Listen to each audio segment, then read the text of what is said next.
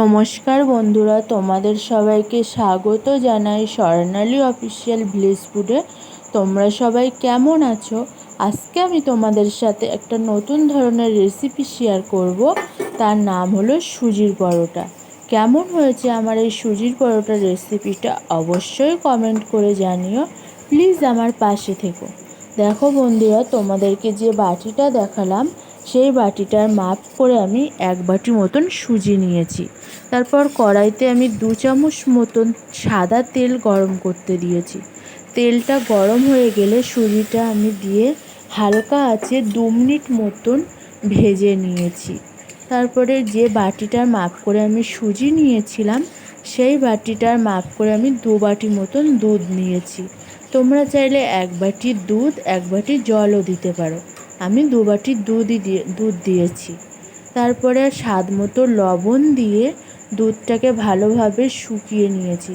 নিয়ে একটা পাত্রে সুজির ডোটা তুলে নিয়েছি। তারপর সুজির ডোটা একটু হালকা ঠান্ডা হয়ে গেলে তার মধ্যে আমি 4 চামচ মতন ময়দা দিয়েছি।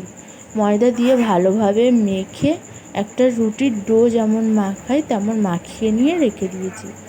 ওপর দিয়ে সাদা তেল মাখিয়ে আমি 10 মিনিট মতন রেস্টে রেখে দিয়েছিলাম। তারপরে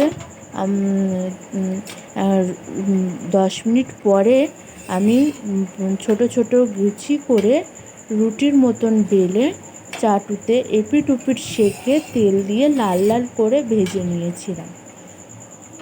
দেখো বন্ধুরা, পরোটাগুলো কত সুন্দর ফুলছে, পুরো রুটির মতন ফুলছে। আর তোমরা একবার হলেও বাড়িতে এমন এই সুজির পরোটাটা বানিয়ে দেখো, তোমাদের অবশ্যই ভালো লাগবে। আর দেখো বন্ধুরা, কত সুন্দর নরম হয়েছিল এই সুজির পরোটাটা, তোমরা না বানালে বুঝতে পারবে না। তারপরে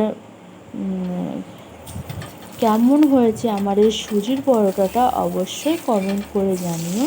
আর প্লিজ আমার চ্যানেলটাকে সাবস্ক্রাইব, লাইক, কমেন্ট, শেয়ার করে দিও। প্লিজ আমার পাশে থেকো। আজকের মতন এইটুকুই।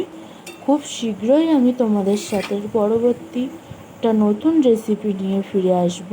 ততক্ষণের জন্য তোমরা ভালো থেকো, সুস্থ থেকো, সাবধানে থেকো। আজকের মতো এইটুকুই। আর ততক্ষণে টাটা, বাই বাই।